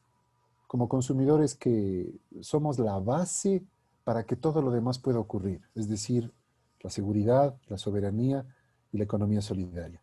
En cuanto a la energía, desperdicio versus eficiencia. ¿Qué tanto estamos desperdiciando de energía? ¿Qué tanto nos preocupamos, por ejemplo, de cuánto consumimos? Imagínense ustedes la cantidad de energía que se invierte, por ejemplo, solo en los procesos térmicos en la industria. Claro, desde el punto de vista científico, cada vez es más difícil conseguir una máxima eficiencia energética. Pero también cada vez se están descubriendo más formas nuevas de procesar los alimentos. Es lo que ahora en la actualidad se conoce como procesamiento de alimentos sostenible o sustentable. Se analiza cada uno de los puntos que impliquen impacto ambiental. Los envases. Seguramente todos se imaginarán que los envases plásticos, el principal culpable es la industria alimentaria y definitivamente sí lo es. Pero la industria hace las cosas también porque la gente ya ha adquirido ciertos hábitos. Es muy común ver el tema del uso de la botella plástica, es muy común ver gente comprando todos los días una botella de agua, cuando existen formas mucho más simples y mucho más inteligentes de, primero, por un lado, no consumir plástico y por otro lado, el tema del reuso de materiales, ¿no es cierto? Justo con lo que tiene que ver con las famosas 3Rs, que le vamos a topar un poquito más adelante. Entonces, por lo tanto, el consumidor o el consumo ético, que ya tiene que ver con estas opciones que se basan en la información que tenemos, ¿en qué piensa el consumidor ético? Ya son valores que maneja a la hora de consumir. El consumo se transforma en una variante importante que se basa en unos valores fundamentales. Es decir, ¿cuáles son las opciones más justas? ¿Qué es lo más solidario? A mí me encanta consumir café, por ejemplo, pero si me entero que hay un buen café o un café con similares características de calidad, pero proviene de un grupo de agricultores de la provincia de Morona, Santiago, que están haciendo un esfuerzo enorme por salir adelante, muy probablemente, aunque me cueste un poquito más, es probable que me interese comprar. Obviamente que todo depende también de la capacidad adquisitiva, ¿no es cierto? Pero ese mismo hecho de la forma de pensar es lo que cambia todo. Este tipo de consumo implica dos aspectos: buscar información y tener un pensamiento crítico con la realidad, precisamente para que el consumo sea una verdadera y una natural opción ética, ¿no es cierto? Miren, por ejemplo, detrás de un producto hay muchas cosas. Es la pregunta que nos tenemos que hacer. Cuestionemos, ¿qué hay detrás de cada cosa que consumimos? ¿Y cuál representaría o qué vendrían a ser las consecuencias detrás de ese consumo? Muchas veces nos embelezamos con las grandes marcas en los grandes supermercados. No me quiero ir en contra de una gran marca, una gran fábrica o un gran supermercado. Pero si tenemos la opción, si podemos consumir al pequeño productor, al productor asociado, al productor que tiene mucha calidad, pero que está haciendo un gran esfuerzo por sacar su producto. Si es posible, tomemos esa decisión por apoyar, digamos, ese lado, ¿no? Solamente gracias a nuestra presión va a ser que todas estas personas salgan adelante. El consumidor ético, o más bien el consumidor ecológico que se desprende de estas opciones de forma de vida, incluyen las famosas 3R. Nadie que se precie de ser un consumidor ecológico podría olvidar las 3R, que precisamente tienen estos 3 símbolos universales, ¿no? Reducir, reutilizar, reciclar. Y claro, también el consumidor ecológico va a estar muy atento a la agricultura y ganadería ecológica. Justo lo que conversaba el ingeniero Cepeda, el tema de la agroecología. El tema, por ejemplo, de la agroforestería. Son temas tan interesantes y que estuvieron presentes en grupos humanos muy antiguos, ¿no? Los incas trabajaban con conceptos muy interesantes. En alguna ocasión alguien me comentó eso, pero hay gente que puede mencionar mucho mejor esos ejemplos. Por ejemplo, reducir. ¿Qué queremos reducir o qué implica reducir? El consumo de productos directos, sobre todo en cuanto a envases. No puedo pasarme comprando pequeños envases de agua cuando me puede resultar mucho más inteligente y más económico un botellón. Y de este que yo utilice un tomatodo, por ejemplo. Esto lo voy a estar utilizando todo el tiempo. 20 litros de agua cuestan muchísimo menos que 20 envases de 1 litro. Es increíblemente enorme la diferencia. Y es más, podríamos incluso hervir el agua y mezclar con hierbas aromáticas y tener agua en grandes cantidades de agua aromática. Me saldría mucho más barato. 1 litro de agua hervida más o menos cuesta 0.8 fracción de 1 centavo de agua hervida en la casa, ¿no? Ya incluida la energía para calentar el agua y que hierva, porque está prorrateada en cada litro. Por otro lado está reutilizar, volver a utilizar las cosas, la mayor cantidad de veces posible. Hay un tema interesantísimo que es la economía circular, que debería estar, si es posible, en todas partes. El tema del consumo inteligente de las cosas y sobre todo de la reutilización. Aquí viene un poco la inventiva también, ¿no es cierto? Ahora están surgiendo muchísimos grupos en redes sociales donde se intercambian productos. La gente prefiere no comprar, prefiere reutilizar algo. Yo cambio algo que ya no utilizo por otra cosa que me puede servir. Puede empezarse con cosas muy modestas, pequeños artículos, adornos, libros. Hay gente que está trabajando con el tema de zapatos. Yo, por ejemplo, en Tumbaco tengo la suerte de intercambiar limones por chirimoyas. Entonces, es probable, es bastante posible trabajar de esa manera. Y por el otro lado está el reciclaje, el reciclar. Materiales usados o desperdicios, llevarle a un punto de aprovechamiento y transformación que muchas veces ni nos imaginamos. El compost casero es bastante fácil de hacer. Y me refiero al compost seco, ¿no? Al compost más sencillo de todos. Mezclar con tierra y hojas secas del jardín, si es que tenemos esa posibilidad. Y claro, es muy fácil de hacer. Cuando es con un tema de lombrices es un poquito más complicado, hay que cuidar la humedad, etcétera, etcétera. Pero vean, existen ahora iniciativas ya, claro que todavía son muy costosas, ¿no? Por ejemplo, la famosísima marca Whirlpool ya tiene composteras para el interior de la cocina. Esta compostera se encarga de moler el material y de mezclarle con un material propio que ya tiene, un material químico patentado, ¿no? Amigable con el ambiente. Y claro, al final lo que se obtiene es una tierra negra, una tierra de abono. Entonces, imagínense, el consumidor ecológico está muy preocupado de esto. Bueno, yo digo, aunque esto fuera una moda, enhorabuena, que sea una moda, que se le contagie a todo el mundo con esto, porque esto va a presionar a que la industria también haga algo en favor de todo esto. Por lo tanto, también hay el consumo solidario en relación a las opciones de forma de vida. El consumo solidario se preocupa mucho de las condiciones laborales, es decir, aquí estamos hablando todo el tiempo del consumo y del consumidor, ¿no es cierto? Consumidor ético, consumidor ecológico, consumidor solidario.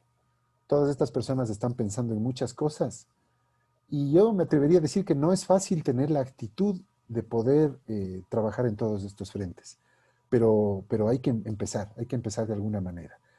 El consumo y el consumidor solidario se preocupan de las condiciones laborales que se ha podido evidenciar con las que se trabaja un producto. pagar el precio justo, eliminar en la medida de lo posible cualquier forma de discriminación y mejorar o potenciar todo tipo de alternativa social que sea más justa. El comercio justo precisamente lo que hace es aglutinar a productores, a organizaciones, a consumidores, incluso a grandes empresas, ¿no? Esto se puede hacer un ecosistema súper interesante y esto tiene que evolucionar, o sea, no hay otra opción porque el planeta tiene un espacio limitado también y va a tener que hacerse eso. Y claro, los objetivos prioritarios de este consumo solidario son precisamente fomentar el consumo responsable y en la medida de lo posible reducir la pobreza. Bueno, ni siquiera en la medida de lo posible. Hay que hacer lo imposible para que los productores tengan acceso a los mercados importantes, ¿no? Por lo tanto, haciendo una especie de mapa conceptual resumido de todo lo anterior, tenemos que pensar en unas cuantas cosas. ¿Realmente necesito comprar aquello que quiero comprar? ¿O es cuestión de publicidad? ¿O me he dejado llevar por la publicidad? Esta materia prima con la que se está manufacturando algún producto, ¿qué impacto social puede tener su procedencia? ¿O qué impacto social podría llegar a tener? ¿Qué tipo de residuo va a ser luego el producto que he adquirido? ¿Puedo evitar en la medida de lo posible la bolsa plástica? A menos que me indique lo contrario, no puede ser un material biodegradable. Es un tema muy interesante que está surgiendo. Les cuento rápido, en la universidad ha nacido un tema de investigación, una línea que tiene que ver con biomateriales. Y se trabaja bastante en eso porque es necesario. No solamente es un tema de moda científica, ¿no? Es realmente necesario. Compro contenido más que compro con envase. Eso sería el otro punto importante que habíamos mencionado antes. Y finalmente, reciclar. Reciclar no es fácil, requiere mucha imaginación, pero hay cosas que podemos darles usos sencillos y que puedan significar bastante, ¿no? Aquí, por ejemplo, claro, en lo que les decía, hay muchísima información en torno a un montón de estas cosas, ¿no? Por ejemplo, esta página Vivir sin Plástico, hay tanto la .com como la .org. En el primer caso, quiere de alguna manera combinar empresas que quieren estar en estas iniciativas, pero también hay mucha información para el público, para que sepa cómo encontrar formas más interesantes de usar el plástico. Miren este comentario que hacía un escritor argentino hace poco. Decía, pero ¿cómo es posible un pepino envasado? Unas mandarinas peladas en un recipiente de plástico. ¿Tiene sentido eso? Bueno, hay lugares donde se venden las cosas así, ¿no? Leer las etiquetas. Les comento algo. Ha habido una iniciativa de un par de colegios de Quito. Vamos a hacer unos pequeñitos talleres para que los padres de familia se familiaricen con el tema de la lectura de las etiquetas. Volviendo al tema. Un consumidor responsable es importante que le interese leer las etiquetas. Pero claro, leer las etiquetas tiene sus cosas, ¿no? Esta, por ejemplo, es una etiqueta de Reino Unido. Esta es una etiqueta ecuatoriana. Naturalmente que se ve más sencilla esta. Pero a la gente no le interesa mucho y tampoco es que lo entiende con mucha facilidad, porque, claro, por la naturaleza de la información nutricional, ¿no? O por el tema de los ingredientes, también a veces no se entiende qué es esto de los estabilizantes, los emulgentes, tanta cosa que puede haber. Entonces, claro, un consumidor responsable va a intentar informarse precisamente para tomar buenas decisiones. Entonces, claro, no todo el mundo va a tener una interpretación igualmente óptima de lo que es una etiqueta de alimentos. Pero por eso mismo es importante que todo esto se divulgue, ¿no? En etiqueta puedes encontrar mucha información, en algunos casos puede encontrarse información en relación a qué tan sostenible es el alimento. Y cada vez esto se ve más. Ahora se está hablando, por ejemplo, de la generación sostenible de determinadas marcas, donde, por ejemplo, tienen en la leche el cartón se puede reciclar y la tapa es hecha con una buena parte de bagazo de caña. Entonces, claro, esas cosas le pueden incitar a la gente a que consuma más por ahí. Por lo tanto, la etiqueta es un tema relativamente amplio que vale la pena comentarlo en otro momento, si es que les interesara en el caso. Y claro, la etiqueta es la interfaz o esa puente de comunicación entre el fabricante entre las regulaciones de cada país y entre el consumidor. Mientras más se informe el consumidor, mejores decisiones va a tomar. Sobre todo los consumidores que piensan en su familia, ¿no es cierto? Más alimentos de origen vegetal, sí, es un buen argumento a favor de los vegetarianos. Aunque hay que hacer un balance un poquito más concienzudo de los alimentos para tener todo el suministro, si es que son fuentes exclusivamente vegetales, sí hay que pensar en una cosa. El ritmo de producción actual de la industria cárnica, algunos se preguntan si es que se está volviendo insostenible. O el tema de la captura de los peces. Por ejemplo, la famosa pesca de arrastre puede capturar hasta un 40% de especies no deseadas y que para colmo luego se descartan y muchas de ellas ya muertas, ¿no? Entonces, claro, ya han habido algunas iniciativas como por ejemplo el sello MSC, que está aquí apareciendo en pantalla en la parte superior a la gráfica de los barcos. España ya tiene esa certificación y claro, determina si es que una especie ha sido capturada de una manera sostenible. Por ejemplo, no con los de arrastre así, ¿no? De esta manera, sino con los que son más bien de tipo superficial. Sí, claro, estas cosas, hay mucha información en torno a esto. Es bastante fácil encontrar en las páginas web. Y para ya ir terminando, el tema de los residuos de casa. Separar la basura orgánica, inorgánica, es un tema fácil, pero es una disciplina de todos los días que creo que a mucha gente le cuesta. Yo me puse a hacer un poquito el cálculo con la ayuda de un amigo en la universidad que trabaja en el tema de análisis de ciclo de vida. Y, por ejemplo, yo solo en mi casa, que somos apenas 3 personas, me evito 285 kilogramos al año de residuos orgánicos, evito botar a la basura por concepto de dejarlo en una pequeña compostera. Una compostera que funciona con tierra y un poco de hojas. Cuando se acaba el material seco, se consigue un poquito de acerrín o se renueva con el compost que ya salió. Es simplemente un cajón de madera, ¿no? Es bastante simple. Miren, por ejemplo, mucha gente lanza al drenaje el aceite. Y en realidad el aceite contamina, a pesar de que se dice que es muy bueno para que se destape la cañería y pueda movilizarse cualquier residuo. Pero en realidad sí contamina, mucha agua contamina. Esto lo saben muy bien los ingenieros ambientales o la gente que trabaja en esto. Pero existen posibilidades. En otras partes hay iniciativas de trabajar con el aceite. Desde luego que con no todo el aceite, por ejemplo, de fritura, ¿no? Por ejemplo, de lo que ha sido aceite utilizado para freír pescado o carne, no se utiliza, pero se utiliza más el que ha sido trabajado en casa para freír vegetales. Por ejemplo, pueden fabricar jabón por combinación con sosa cáustica, fabricar velas, como sistemas de engrasado para untar moldes. Claro, esto en unos casos es más fácil que en otros, ¿no? Pero lo importante es saber que existen opciones de distintas formas de uso. Este es un ejemplo de una compostera bastante sencilla.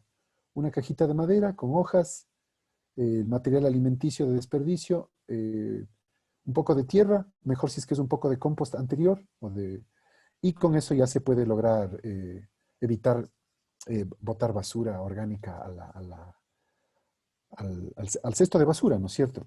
Ecuador más o menos desecha de la basura promedio de una familia ecuatoriana, el 45% es basura orgánica.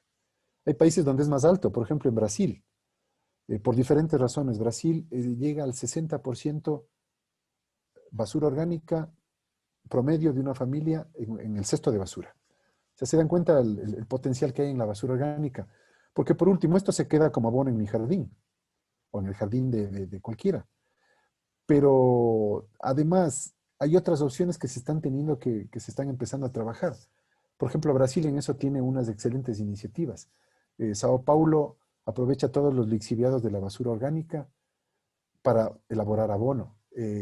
Utilizan para producir gas, por ejemplo, gas metano. Entonces, hay muchas cosas posibles que se pueden hacer. Pero desde casa, acciones pequeñas pueden marcar mucha diferencia cuando trabajamos ya todos en conjunto. Les agradezco muchísimo por su atención y cualquier pregunta con muchísimo gusto.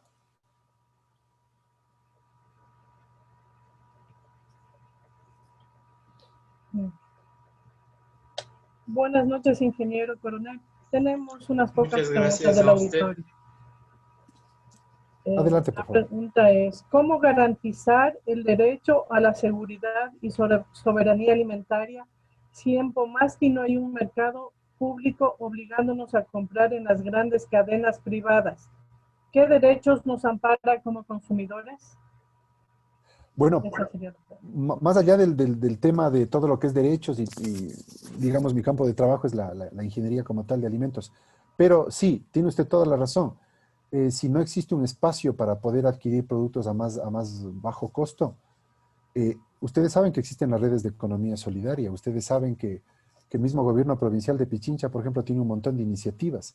Entonces son precisamente ese espacio donde nosotros podemos pedir o solicitar que se puedan tejer todos estos modelos de economía solidaria. Es verdad, hay muchos lugares que no tienen esas posibilidades, pero precisamente para eso está el amparo, digamos, de las políticas de Estado, de las políticas de las municipalidades y de las provincias. Pero realmente poder dar una respuesta de qué se puede hacer es precisamente eso, acudir a los órganos que están, digamos, que son totalmente competentes para apoyarnos en ese sentido. Muchas gracias. La Gracias. siguiente pregunta. ¿Usted ve grandes posibilidades de emprendimientos solidarios en este ámbito de consumo ético y responsable? Sí, yo creo que hay unas enormes posibilidades, por algunas razones. Una de ellas, por ejemplo, nuestro país, a pesar de las condiciones geográficas muy accidentadas que pueda tener, es un país relativamente pequeño, donde prácticamente todo está cerca. Entonces, acceder a materias primas, acceder a mercados, yo creo que es más un tema de organización, no es un tema, más que de un problema de recursos, es un tema de organización. Yo creo que a los ecuatorianos nos cuesta mucho organizarnos, nos cuesta mucho ser solidarios, yo creo que eh, nos cuesta mucho también compartir los éxitos. Hace poco conocí una pequeña instalación de un chico que cría grillos para alimentación entre Cumbayá y Tumbaco, ¿no? Justo en la mitad más o menos. Este chico estudió biología, bueno, le gustó mucho eso y le pareció interesantísimo el tema de los insectos. Y él se asoció, por ejemplo, con un estudiante de gastronomía, precisamente de la UTE. Y ellos combinaron, digamos, conocimiento y esfuerzos y mucho entusiasmo, ¿no? Y tienen un criadero de grillos. Vean, criadero de grillos. La conversión de alimento en grillo es bastante buena. Era un tema que tuvieron ellos que romper también con muchas trabas mentales, ¿no? Por cada 10 kilogramos de balanceado, 9 kilogramos se transforman en grillos, cosa que no ocurre con otro tipo de fuentes alimentarias. Por ejemplo, generar carne de res o de cerdo es mucho más alta la relación de conversión. Entonces, bueno, aterrizando mucho mejor en su pregunta, yo creo que el problema es de organización. Las condiciones de acceso físico, las condiciones de acceso a recursos, yo creo que sí existen. Pero también se pueden empezar por cosas pequeñas. Le pongo un ejemplo. Hace poco en el Valle de los Chillos, en un terreno que tenía una familia, organizaron una cuestión que se conoce como el mercadillo. En este mercadillo, ¿qué hicieron? Hicieron puestos o kioscos de caña. Con un poquito de cariño le adornaron bien y aceptaban solo a gente que trabajaba con organizaciones agrícolas. De hecho, yo por curiosidad asistí y me llamó mucho la atención. Y como había una serie de kioscos disponibles, yo me metí en uno que era justamente con la venta de café proveniente de la provincia de Morona, Santiago, de un grupo de agricultores. ¿Por qué? Porque por situaciones de la vida cerca de la universidad me encontré con un señor que estaba metido en este tema, eh, gracias al apoyo del Ministerio de Agricultura, estaban fomentando el consumo de café de una pequeña asociación. ¿A qué voy con esto? Organizar este mercadillo no fue complicado. Se necesitaba un espacio de terreno, desde luego. Pero la política de ellos, ¿cuál fue? Aquí va a trabajar gente que va a promocionar de alguna manera la economía solidaria. Sí, pequeños productores o asociaciones de productores de algún artículo. Entonces vinieron plantas, café, granola, había una marca de embutidos, habían productos para vegetarianos, habían más o menos unos 20 locales. Habían incluso juguetes de madera hechos con bambú, Ustedes saben que el bambú es bastante sostenible. Entonces, esta persona incluso promocionaba el hecho de que tenía un manejo, digamos, había una certificación del manejo del bambú que él traía, me parece que era de noroccidente. Es decir, yo creo que posibilidades hay. La voluntad es muy importante y las ganas de organizarse. Muchas gracias. La última Gracias a usted. pregunta, ingeniero. ¿Cuáles son los aspectos que se deben tomar en cuenta en el consumo de gluten y soya? A ver, bueno, no creo que nos estamos saliendo del tema, ¿no? El gluten y soya. En cuestiones de, bueno, el gluten, claro, es un problema para las personas que tienen esta enfermedad que es la celiaquía. Son intolerantes a esa proteína que se forma en el pan de trigo, desde luego, ¿no?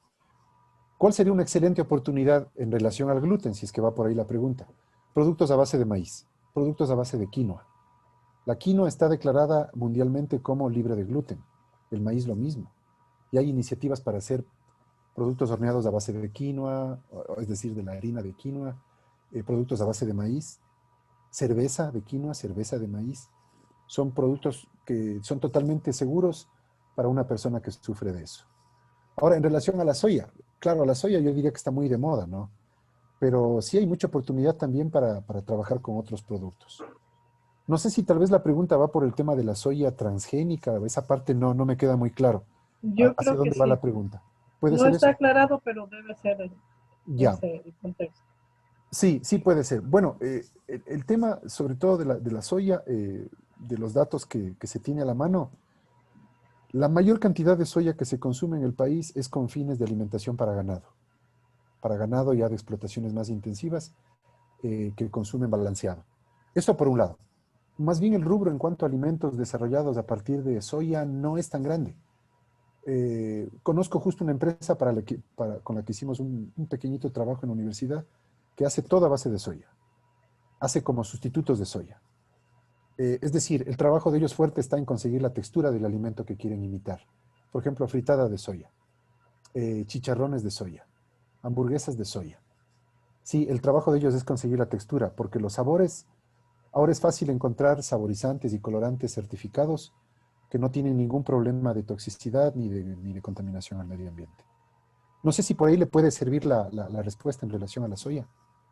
Creo que sí, ingeniero. Le agradecemos por sus respuestas muy precisas y claras que han absuelto las inquietudes del auditorio y sobre todo porque este tema tan interesante nos ha proporcionado mucha información que desconocíamos y sobre todo que esperamos que haya despertado la conciencia hacia el consumo responsable en nuestros participantes. Muchas gracias. Muchas gracias a ustedes. Muchas gracias, ingeniero Manuel Coronel, a nombre de la Prefectura, a nombre de la Dirección de Gestión de Economía Popular y Solidaria, del director abogado Leonidas Moreno, queremos expresarle nuestras gratitudes a usted, a la Universidad UTE, por siempre estar colaborándonos, trabajando de la mano en los procesos de transferencia de conocimientos a la gente, a las personas que pertenecen a la economía popular y solidaria y a la comunidad como tal. Muchas gracias nuevamente. Nos ha hablado sobre cómo consumir responsablemente para fomentar la seguridad y soberanía alimentaria de una manera clara, precisa, concisa. Le agradecemos, ingeniero.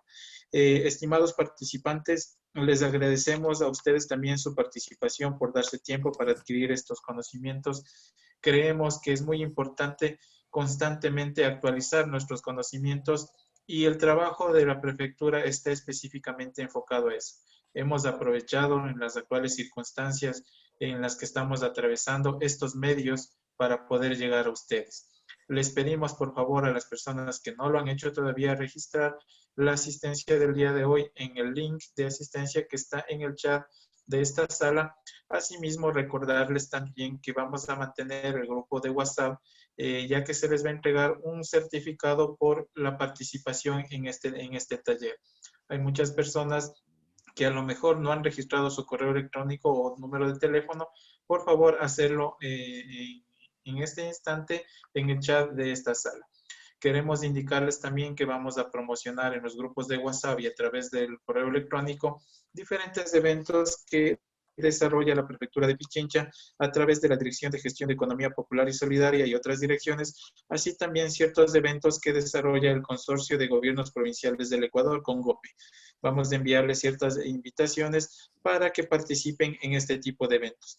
Nuevamente, a nombre de la señorita prefecta, abogada Paola Pavón, y el ingeniero Alexandro Tonelo, les damos las gracias por haber participado en este taller. Vamos a seguir en contacto y esperamos verles en una próxima oportunidad. Muchas gracias a ustedes y felicitaciones a todos por haber concluido con éxito este taller conversatorio de reactivación económica productiva enfocado a las organizaciones de la economía popular y solidaria. Muy buenas noches. Esperamos vernos en una próxima oportunidad. Hasta luego.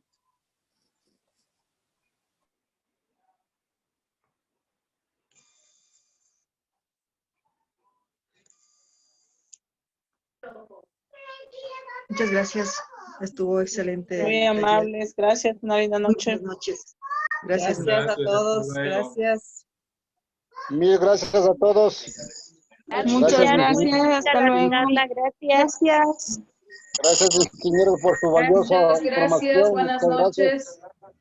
Bendiciones. por el aporte. Gracias. Buenas noches. Hasta luego.